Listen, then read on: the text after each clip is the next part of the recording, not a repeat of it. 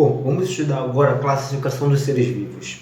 Mas o que é classificar? Classificar seria agrupar determinados elementos com propriedades semelhantes, ou então separar determinados elementos de um conjunto que tenham propriedades ou características diferentes. E seguindo esse raciocínio, foi necessário classificar os seres vivos, agrupá-los em categorias, em que essas categorias elas pudessem trazer semelhanças entre os membros que estão dentro dela e também pudessem separá-los de outros animais que estão em outras categorias por terem características diferentes. E essa parte da biologia que se preocupa com a classificação dos seres vivos, ela é chamada de taxonomia. Bom, atualmente a gente classifica os seres vivos em 5 grandes reinos: reino Monera, reino Protista, reino Fungi, reino Metáfita ou planta e reino Animalia ou Metazoa. E essa classificação ela foi proposta por Whittaker em 1969. Essa classificação ela se baseia no critério da ancestralidade e de parentesco. Então, segundo essa classificação, poderíamos ter uma árvore genealógica em que na base teríamos o reino Monera. Depois, a partir dele viriam os elementos do reino protista e a partir dos protistas se ramificaram outros 3 reinos: o reino Fungi, o reino Planta e o reino Animalia.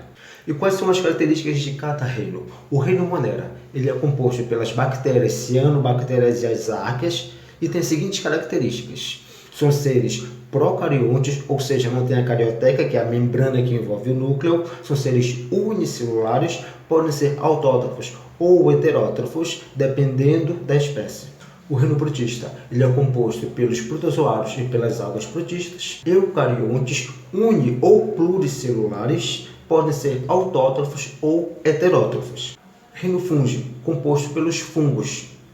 São seres uni- ou pluricelulares, eucariontes e são heterótrofos. Heterótrofos por absorção. Por que por absorção? Porque eles absorvem o alimento diretamente pela superfície do corpo. O reino planta é composto pelas plantas. São seres pluricelulares, eucariontes e autótrofos. E o último reino, que é o reino Animalia ou Metazoa, composto pelos animais, já que são seres eucariontes, pluricelulares e heterótrofos por ingestão, ou seja, nós ingerimos o nosso alimento por meio de uma abertura do tubo digestório, que é a boca.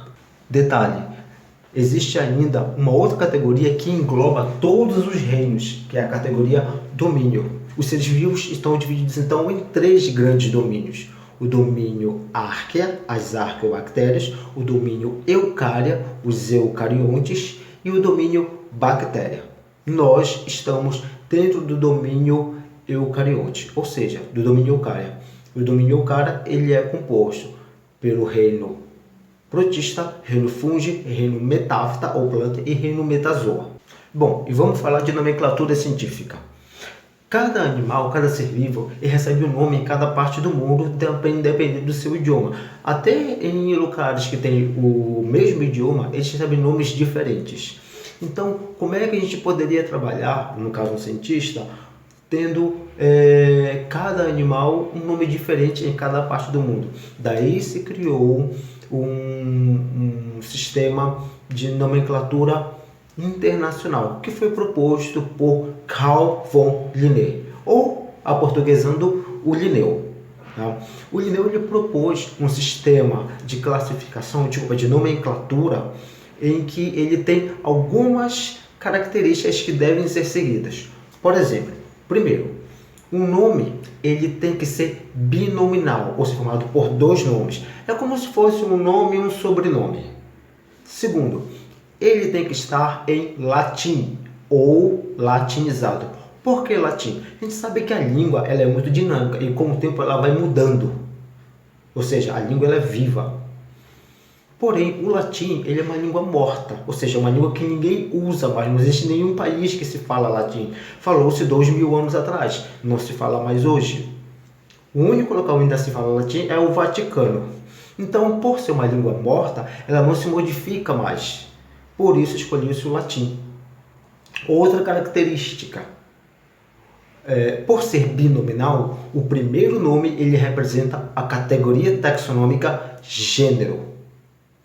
E o segundo nome, o epíteto específico. A junção dos dois vai formar a espécie.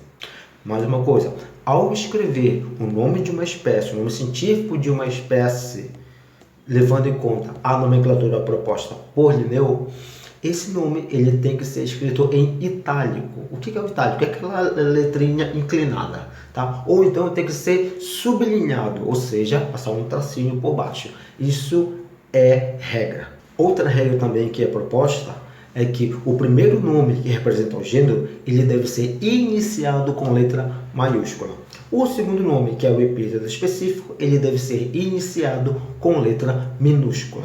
E quais são as categorias taxonômicas que foram criadas para agrupar os seres vivos?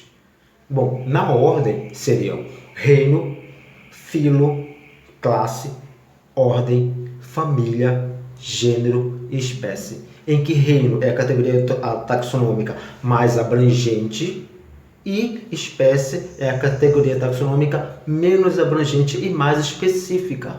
Vamos pegar como exemplo o ser humano. O ser humano ele pertence ao domínio Eucária, ao reino Animalia, ao filo Chordata, ou seja, somos cordados, à classe Mammalia, ou seja, somos mamíferos, à ordem Primata, à família Hominidae, ao gênero Homo e finalmente a espécie Homo sapiens. Só que dentro da espécie Homo sapiens existe uma subespécie, ou seja, um pequeno grupo dentro dessa espécie, que seria uma subespécie. No nosso caso, a subespécie Homo sapiens sapiens.